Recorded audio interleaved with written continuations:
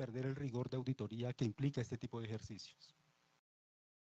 En el año 2024 instauramos 25 medidas cautelares y en 2025 vamos para 8 ya.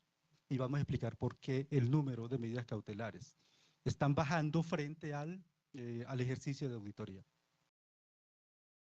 Entidades que están en proceso administrativo sancionatorio. En este momento hay 136 entidades que están siendo, que tienen un proceso administrativo sancionatorio en la oficina jurídica por incumplimiento de la Ley General de Archivos. Entidades que han sido objeto de sanción han sido 8. Y sobre esto voy a hacer una infidencia que ya dejaría de ser infidencia por lo público y por lo que me están viendo ya en las redes sociales. Y es lo siguiente. Cuando se diseñó el proceso sancionatorio, realmente es incipiente. Es incipiente, ¿por qué? Porque la misma norma nos dice que podemos sancionar hasta 22 salarios mínimos. Entonces, 22 salarios mínimos frente a anécdotas que hemos escuchado acá, que han llegado alcaldes a decir, subdirector, ¿cuánto es la sanción? Y nosotros decimos tímidamente 25 millones de pesos. Y nos preguntan, ¿y cuánto me vale hacer la gestión documental? 6.000 millones de pesos. Adivina qué escoge el alcalde. Dice, la pago gustoso, pero como también tiene la opción de pagar por cuotas, como en los bancos, entonces paga por cuotas. Esa es la realidad del país. Frente al funcionamiento de la subdirección que está a mi cargo, pueden revisar el artículo 14 del decreto 158, y sobre esto vamos a desmitificar el primer relato que hay, y es que esta subdirección no sanciona. Esta subdirección hace la auditoría y en última instancia hace un traslado a la oficina jurídica, que es quien tiene mérito para sanción. Pero vamos a irnos un poco más allá.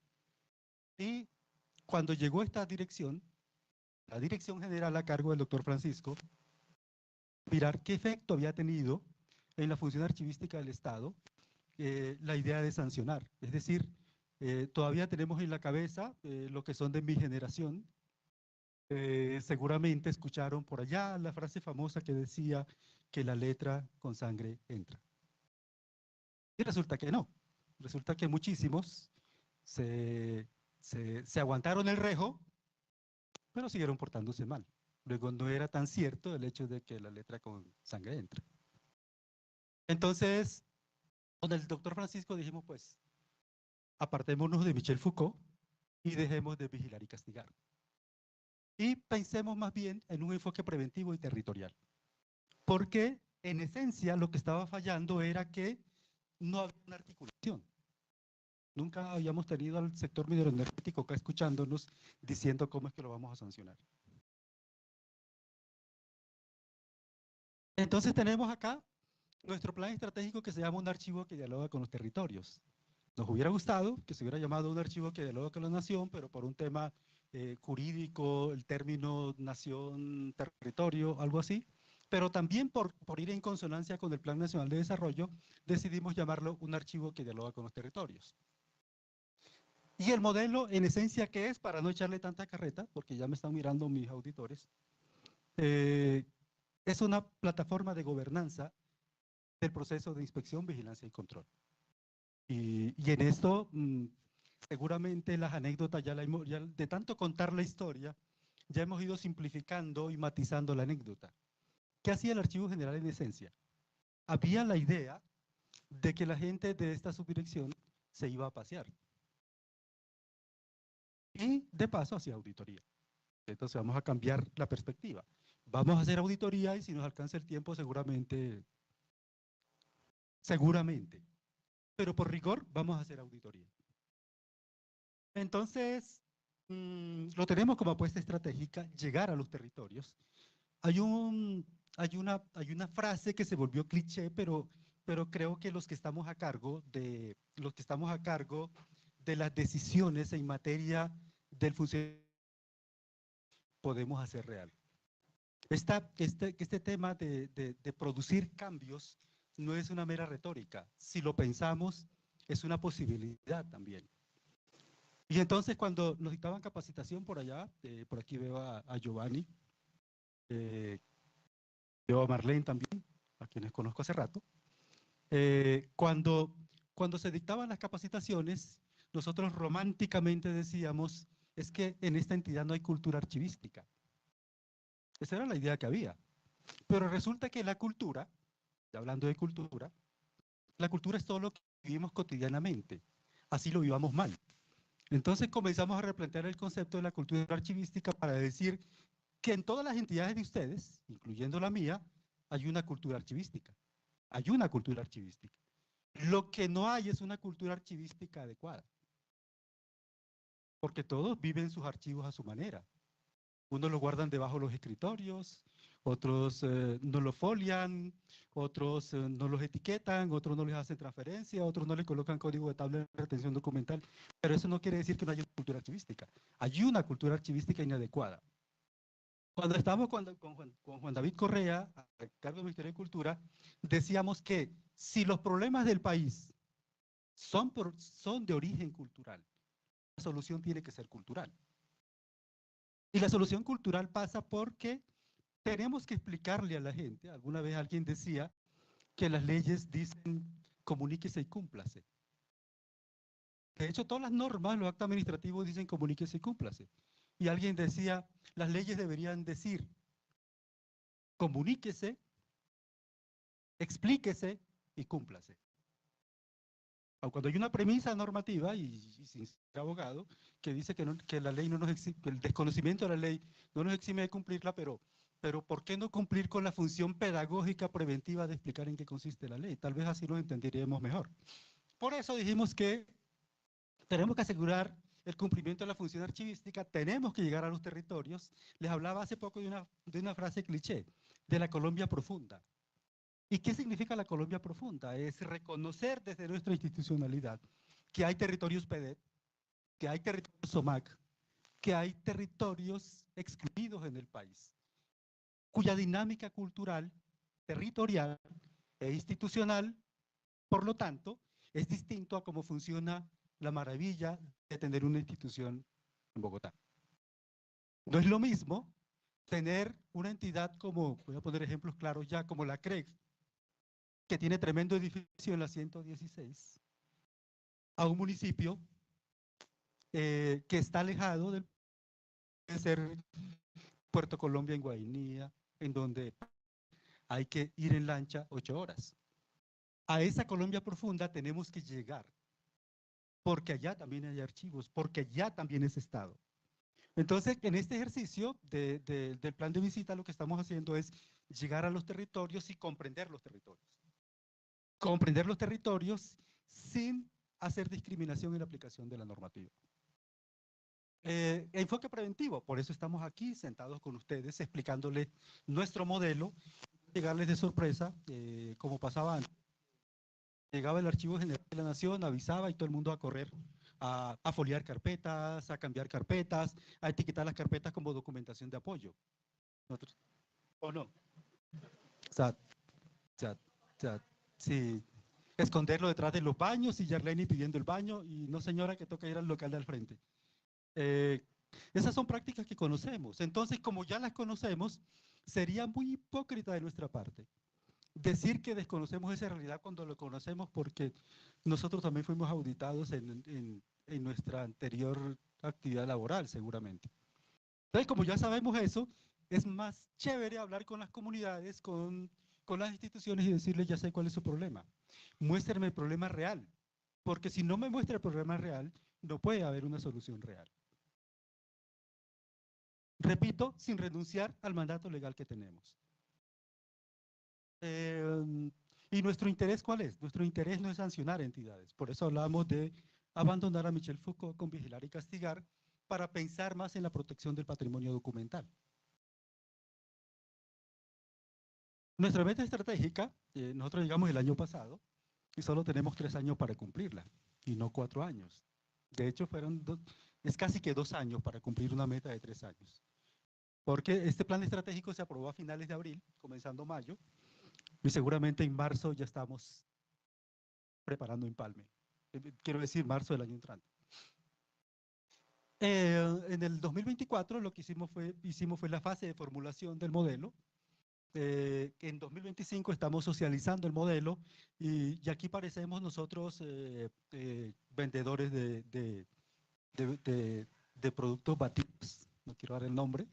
Entonces, donde nos den el papayazo, allá llegamos a socializar el modelo, a decir que tenemos un modelo de gobernanza de esto que se llama inspección, vigilancia y control. Y el año entrante seguramente vamos a evaluar. La apuesta nuestra es dejar un modelo en versión 2 para que quien llegue lo ejecute de manera ya con uso de la tecnología, ya con un equipo profesionalizado. Y vamos a explicar por qué vamos a dejar un equipo profesionalizado el año entrante. Hay unos objetivos específicos y generales de pura academia, así que voy a pasar esta, ¿vale? Y me interesa esta diapositiva. Esta diapositiva es la imagen gráfica de cuál es ese modelo de gobernanza que proponemos y el modelo tiene 7 ejes. Que aquí es donde comienza a ponerse interesante. Cuando he repetido la palabra gobernanza en 3 momentos, vamos a entender por qué el modelo se comporta de esa manera. Entonces tenemos el primer modelo, que es el eje de gobierno, que está conformada por una situación actual. Evaluamos cómo estamos en este momento.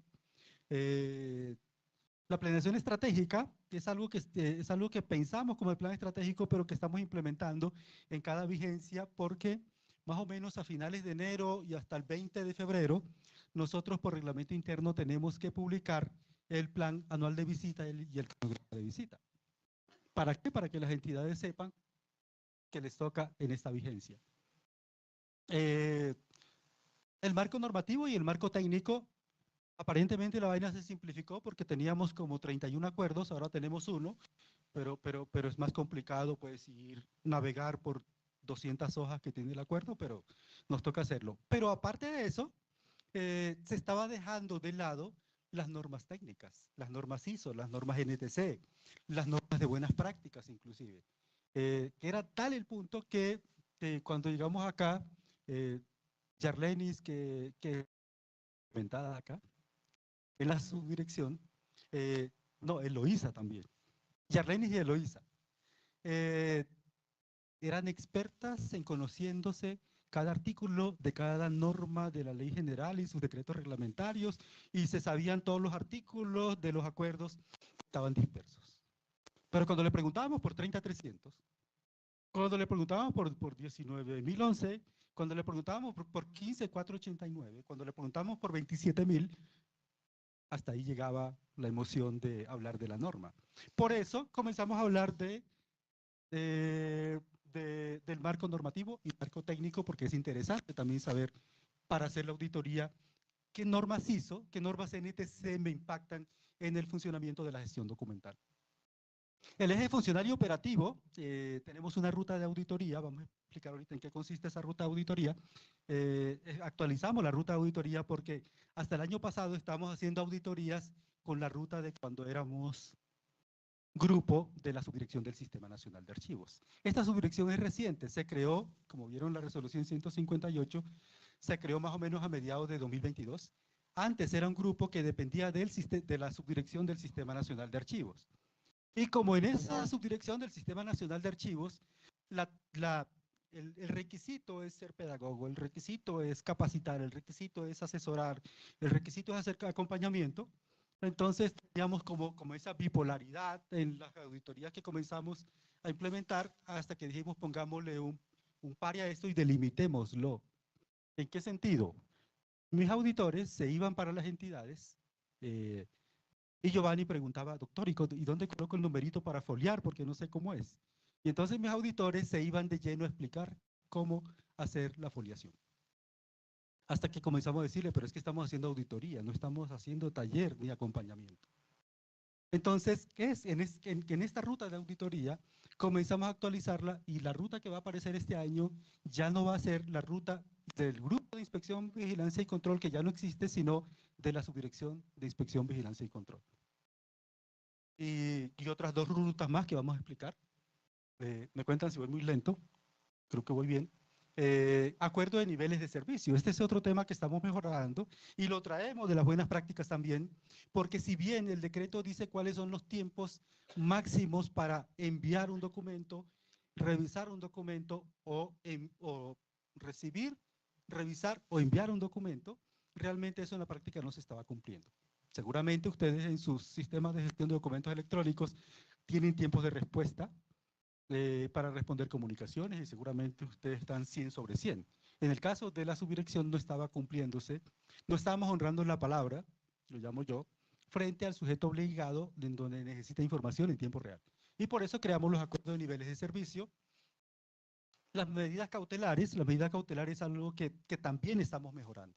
Es decir, la medida cautelar tiene que ser sobre un hecho que afecte de manera irremediable la protección del patrimonio documental. Esa es la naturaleza de las medidas cautelares. Pero ¿qué estábamos haciendo? Le estábamos emitiendo medidas cautelares a las entidades para decirle que elaboraran sus tablas de valoración documental, cuando fácilmente eso podía quedar en el plan de mejoramiento y no una medida cautelar. Son temas que estamos ya implementando con una novedad, y es que a las medidas cautelares no se le está haciendo seguimiento. Una medida cautelar no puede durar más de 2 meses, no puede durar más de 30 días, más de 15 días, más de 10 días. Pero resulta que emitíamos medidas cautelares, pero no le hacíamos controles a medidas cautelares. Y las entregábamos muchísimo después de estar acá. Ahora estamos entregando medidas cautelares, impartiendo la medida cautelar en el mismo momento de la auditoría por lo riesgoso que es la realidad con relación a la integridad del documento que estamos observando. Entonces, nos ha funcionado porque le estamos haciendo seguimiento. El equipo está juicioso y está revisando todas las semanas qué medidas cautelares se han cumplido y cómo actuamos en consecuencia.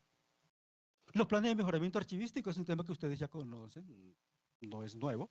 Y comenzamos también en ese mismo enfoque preventivo a hablar con las entidades. Hay entidades que nos decían, tablas de retención documental, la compilación de la información institucional y legal le voy a poner un 50%.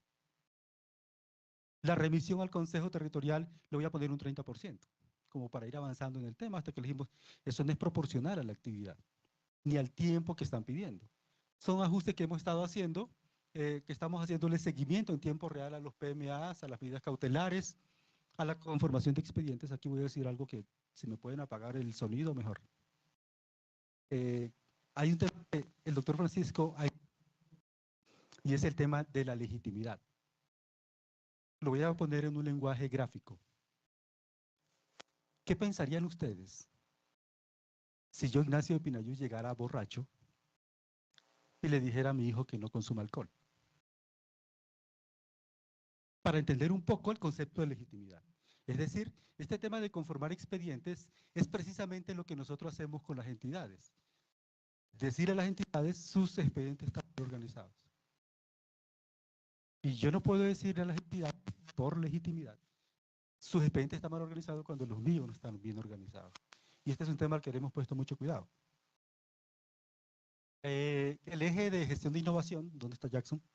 Okay, por allá está Jackson, les presento a Jackson, que es nuestro experto en tecnología. Nosotros decimos, tenemos que gestionar datos. Si ustedes nos preguntan hoy, en este momento, ¿cuántas entidades o cuáles son las entidades que tienen medidas cautelares en la diapositiva que les presenté? No tenemos el dato cierto, porque no estamos gestionando datos. La evidencia es otro tema que hemos ido mejorando. Nos ponemos del lado del sujeto obligado, y por allá en 2 años, en 3 años, esa va a ser mi actividad. Y yo digo, si la entidad que va a ser sancionada pusiera un abogado, un buen abogado, y tumbaría las evidencias que se recolectan.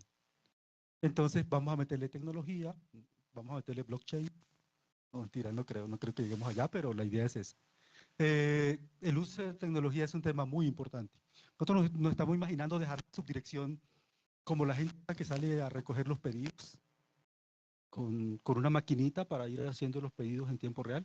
Así nos imaginamos recolectando las evidencias, porque en ese momento, persona acá, en ese momento, bueno, eso pasó el año pasado, este año no está pasando así. Nosotros registramos las observaciones en estos cuadernos. Y resulta que en algún momento nos fuimos a almorzar con Diego, y a Diego se le quedó el cuaderno en el restaurante y no apareció más. Hasta ahí llegó la auditoría. Entonces, parte de la apuesta que tenemos es que cuando nos vayamos de acá entreguemos una aplicación para que todo quede en ambiente tecnológico. Ya estamos avanzando muchísimo. En el proyecto este año lo llamamos apropiación tecnológica del modelo integrado de inspección, vigilancia y control. El cuarto, el eje de uso y apropiación, transparencia y rendición de cuentas sin datos en tiempo real. Es muy difícil rendir cuentas en tiempo real. Y creo que esa es una de las apuestas que tenemos. Gestión del conocimiento. Aquí pasaba lo siguiente. Sigo con los más antiguitos de acá. El OISA se iba a hacer una auditoría con su propio criterio. Ya Lenny se iba a hacer auditoría con su propio criterio y luego mandamos a Manjuli a la segunda fase del proyecto y ella iba con su propio criterio. Y luego en la tercera fase mandamos a Angie y ella evaluaba con su propio criterio. Y dijimos, no, aquí nos vamos a poner de acuerdo todos porque la unidad conceptual es lo que va a primar. Es decir, lo que hacemos es, si ustedes pasan en algún momento de la semana, seguramente van a encontrar mi subdirección llena de gente porque estamos haciendo gestión del conocimiento, compartiendo experiencias.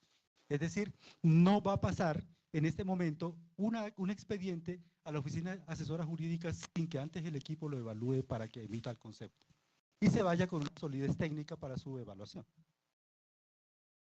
Ruta segura, esto, tal vez la ruta segura y las instancias de articulación me interesan mucho porque la ruta segura es donde se ve realmente el tema de la gobernanza.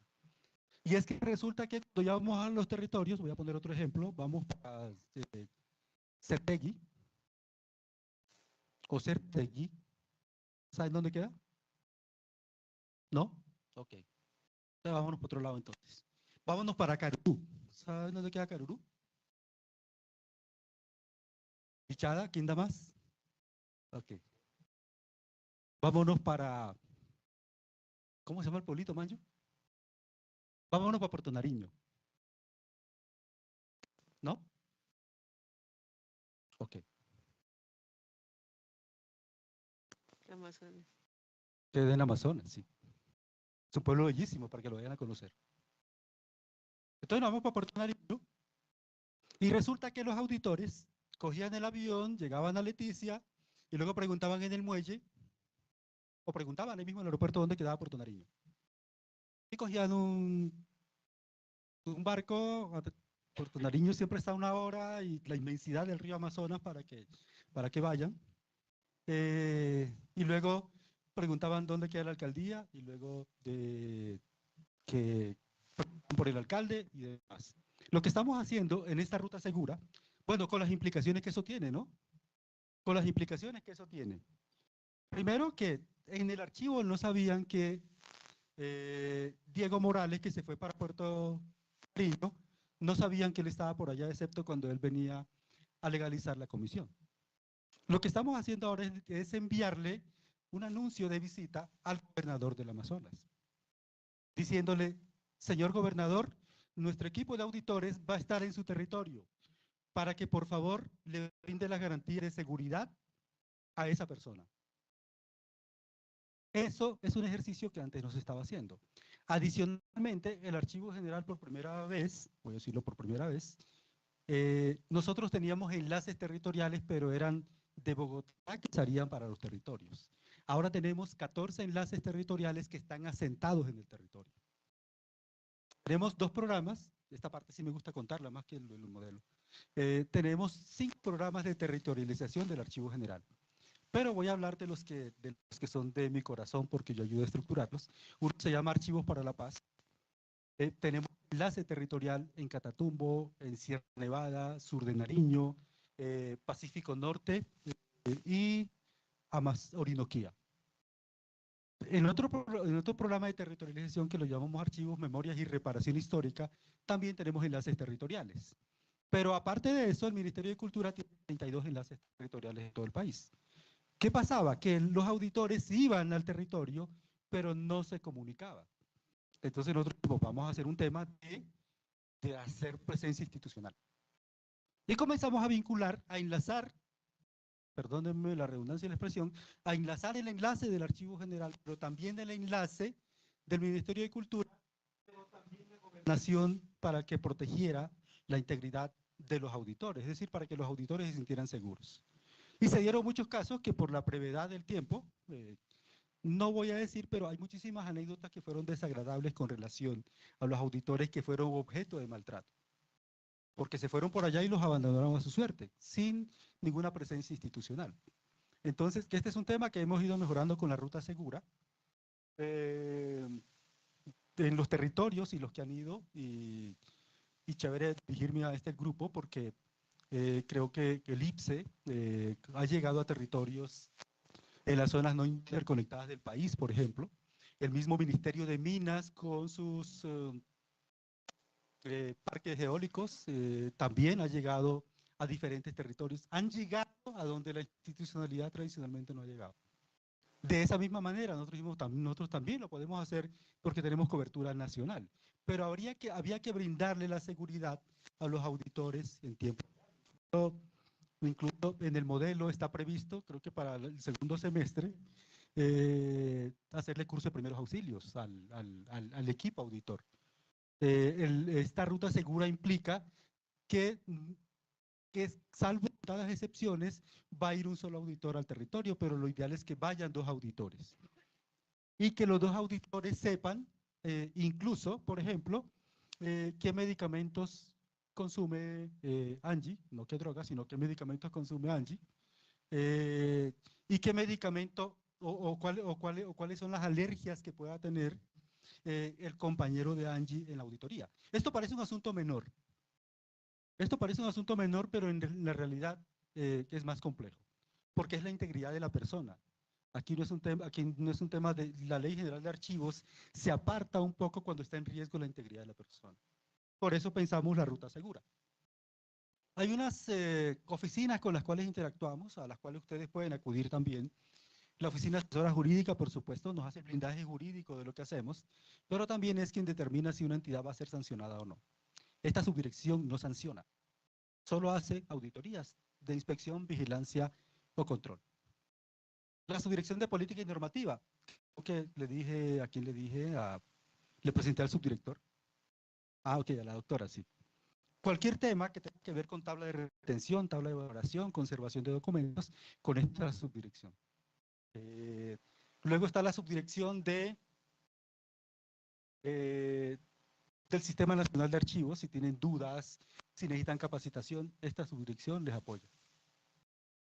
Está la subdirección de gestión de patrimonio documental, si tienen dudas sobre preservación digital, conservación de documentos, que cuáles son los materiales más adecuados para archivar y todo lo demás, es con esta subdirección. La subdirección de transformación digital e innovación archivística. Este es un reto que tenemos. Y esta es otra incidencia que les voy a contar.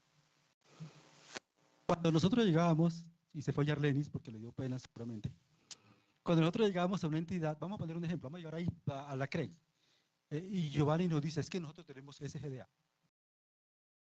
Y nos mostraban cómo funcionaba el radicador de correspondencia, pero nosotros era la berraquera y pasaba el examen. Nosotros este año estamos capacitando a nuestro equipo en temas más complejos para entender cómo es un SGDA, más allá de si tiene un modelo de requisitos o no. Estamos mirando los soportes, estamos mirando longevidad de soportes, estamos mirando riesgos de obsolescencia tecnológica, estamos mirando de los sistemas de información, así que es difícil que en adelante nos metan cuento con que tienen ese GDA y que están cumpliendo con la ley. ¿Listo? Esto no es una amenaza, esto es el enfoque preventivo del modelo. O tenemos otras instancias de articulación, la Fiscalía General de la Nación, por supuesto, cuando nos toca hacer denuncias o cuando necesitamos. El Ministerio de las Culturas ha sido nuestro gran aliado porque está en el territorio. El Ministerio de Cultura, como les dije, tiene enlaces en todo el territorio. La Contraloría General para temas fiscales relacionados con pérdida de documentación, ocultamiento de información o malas prácticas en la documentación. Parece un tema menor, pero uno se pregunta, ya sin el ropaje de subdirector, uno se pregunta, el Estado, que tanta plata le ha invertido a la gestión documental en el país, ¿cuál ha sido el impacto real? Y sobre todo porque cuando hay hechos de corrupción, la principal evidencia o no evidencia son los archivos, en soporte físico o electrónico. Entonces, también estamos haciendo diálogos con la Alta Consejería para la Transparencia, para ver cómo nos articulamos en una mesa intersectorial que ellos tienen, desde esta subdirección. Entidades y organizaciones locales, esta es la parte que más me gusta a mí, de ir a los territorios.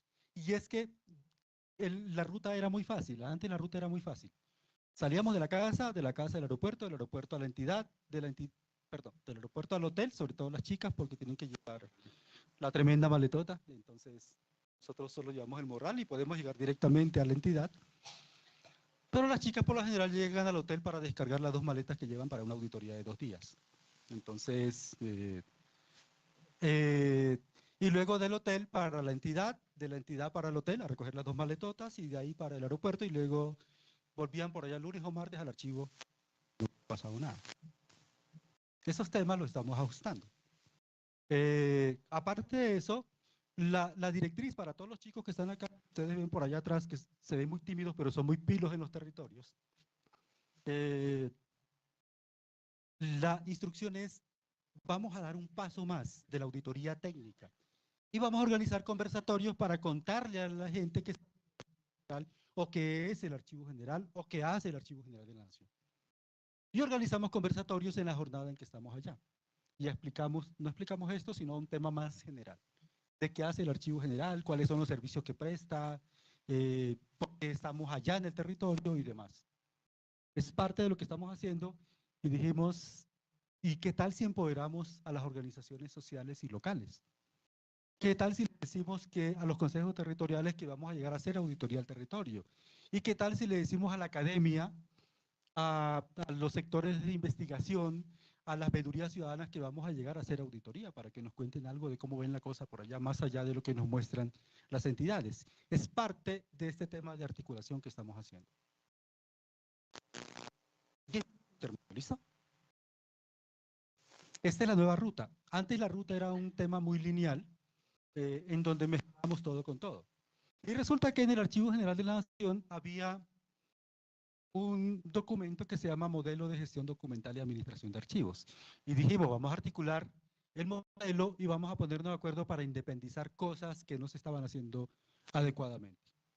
Entonces, los 4 primeros requisitos, del 1 al 4, están en el modelo de gestión documental y administración de archivos para cualquier entidad viva y funcionamiento.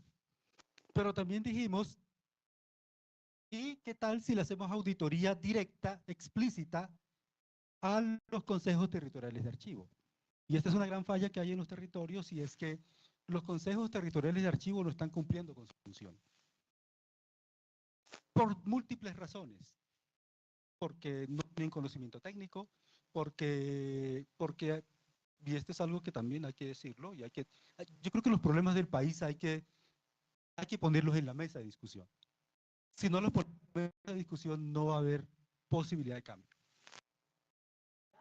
Se ha construido en el imaginario de los consejos territoriales es que algunos consejeros hacen tráfico de influencia. Es que en algunos casos, si Giovanni es consejero, Giovanni me va a contratar a mí porque él sabe que yo soy en el tema. Eso genera una sensación de que las cosas no se están haciendo bien en los territorios. Entonces dijimos, lo que hacíamos antes era mezclar, eh, mezclar el Comité Institucional de Gestión y Desempeño con el Consejo Territorial de Archivo. Y llegábamos solamente hasta la forma, es decir, ¿tienen actas de conformación? ¿Tienen acta administrativo de conformación? Sí, tiene las actas tratan, y hasta ahí llegaba el tema.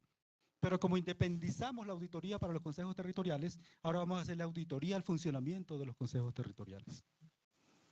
Con el enfoque preventivo, entonces ya tenemos a la gente de inspección, vigilancia, perdón, a la subdirección del Sistema Nacional de Archivo, diciéndole preparen a los consejos territoriales porque le vamos a hacer auditoría. En el plan nuestro de este año, tenemos una socialización con ellos en este primer semestre y una socialización con ellos en el segundo. Para decirles como conclusión, a ustedes lo vamos a auditar. Gestión del patrimonio es algo que independizamos también. Del 1 al 4 hay una ruta de auditoría. El 5 tiene una ruta de auditoría y el 6 tiene una ruta de auditoría, porque son situaciones diferentes, son documentos diferentes, son evidencias diferentes para recolectar. Y esto es un anuncio que queremos dejar como legado en esta administración, y es que estamos construyendo de la mano de Planeación Nacional un Plan Nacional de Archivos Históricos, que ya tiene nombre además, se va a llamar Plan Nacional de Archivos Históricos Orlando Fals Borda. Entonces, ¿por qué pensamos que era importante tener un Plan Nacional de Archivos Históricos? Porque se está perdiendo el patrimonio documental de la nación. Y hay casos emblemáticos de que se están perdiendo porque los soportes, porque hay documentación del siglo XVII, del siglo XVIII, en malas condiciones de almacenamiento y se están perdiendo por un lado. Por otro lado, no está de más el investigador, y a todos ustedes le han pasado. Lástima que no hayamos preparado una muestra documental. ¿O sí le mostraron documentos históricos en la biblioteca? O sea, ¿quién no quiere tener una hojita de esa en su casa? Enmarcado, para decir, por la letra, por la caligrafía, por el papel. En algún momento cuando ustedes vieron esas hojas dijeron, sería bacano tener unos en mi casa, ¿no? Hay excepciones también. Pero si me preguntan a mí, yo también lo he pensado. Entonces, solo que hay personas que sí lo hacen, o sea, no lo piensan como ustedes, sino que lo hacen. En los archivos históricos porque no hay condiciones de seguridad, de conservación, no tienen las huellas biométricas que tienen en el Ministerio de Minas, para poder entrar uno a saludar a la jefe de control interno, nada de eso. Están en casas viejitas, en mal estado, donde lo cierran, no hay controles de entrada de visitantes ni nada de eso. Dijimos, vamos a crear el Plan Nacional de Archivos Históricos para proteger el patrimonio documental. Y esto tiene un inconveniente, y es que ya se están creando documentos de carácter histórico en soporte electrónico. Y entonces aquí viene la pregunta, ¿en qué va el tema de preservación digital? ¿En qué va el tema de descripción documental? ¿En qué va el tema de asegurar que esos documentos históricos que están en la computadora o en un servidor lo puedan ver las futuras generaciones en 50 o 100 años? Esa es la gran discusión que tenemos en esta materia. Bueno, esta es la ruta segura, ya les hablé de segura para no aburrirlos. Y listo. Vamos a contarles, agradecerles la paciencia de escuchar esto, pero creo que teníamos la obligación de contarles qué estamos haciendo en el Archivo General, de los cambios que estamos haciendo. Y como me voy a tomar 10 minutos más, les voy a contar qué estamos haciendo. Tradicionalmente, ustedes en sus tablas de retención y tablas de valoración documental tienen unos documentos que son de conservación permanente, que van a, sobre todo los de nivel central, van a terminar en el Archivo General de la Nación. Para esto nosotros tenemos algo que se llama Archivo Nacional. El Archivo Nacional, perdón, el Archivo General de la Nación tiene una doble función, que en otros países están independizados. Nosotros tenemos la función de ser custodios del patrimonio documental y nos comportamos como un archivo nacional. Pero también somos los que regulamos la política archivística, somos la autoridad archivística y nos comportamos como archivo general. Entonces, tenemos esa doble función, y si ustedes pueden ver las transferencias que han hecho, hace 20 o 30 años están en los depósitos que tenemos acá abajo. Pero, ¿qué va a pasar cuando ustedes comiencen a transferir la documentación histórica en ambiente electrónico? Ahí tenemos la primera dificultad. Y ustedes vieron por allá que cuando el presidente estuvo en Dubái, la gran noticia fue que el presidente se fue a pasear a Dubái. O sea, el mismo trato que la auditoría de los territorios. La gente de Inspección, Vigilancia y Control se fue a pasear. Lo que nos dijeron los medios de comunicación es que por primera vez se planteó el debate sobre la soberanía digital del país. Esa es la gran discusión de ahora. ¿Cómo asegurar la soberanía digital del país? Y cómo asegurar la seguridad, perdonen la redundancia, la seguridad de los documentos electrónicos del país. En consonancia de eso, a través de la Subdirección de Transformación de Innovación, Transformación Digital e Innovación Archivística, estamos creando y ya está puesto en funcionamiento y lo vamos a hacer de la mano de la Alta Consejería para la Transformación Digital, pero también de MINTIC, algo que hemos denominado Archivo Digital Nacional, para que la información electrónica se transfiera electrónicamente y se conserve electrónicamente. Es decir, si tenemos depósitos de archivo acá en papel, con el Archivo Digital Nacional vamos a tener un depósito electrónico de documentos históricos. Es parte de la apuesta que estamos haciendo. También estamos construyendo un lineamiento de política pública para archivos que había. Y toda la carreta que les han contado los profesores, los talleristas y todo lo demás, excepto Ignacio, les han dicho que tenemos una política de archivos en el país y no es cierto. Colombia no tiene una política nacional de archivos. Hay unas normas de archivo, pero el marco normativo no hace una política. El marco normativo es un componente de la política. Y estamos trabajando en eso, pero creo que la gasolina no nos va a dar para tanto. Entonces lo que vamos a dejar como documento son lineamientos de política. Para ir entendiendo, en donde va a tener varias características, lo electrónico, el enfoque de derechos humanos, del acceso a la información, los territorios, vamos a hacer una política pública de archivo en donde los archivos comunitarios también estén presentes y no solamente archivos institucionales, y no les cuento más porque después se van a querer venir a trabajar al archivo general. Muchas gracias nuevamente por la atención y están en su casa.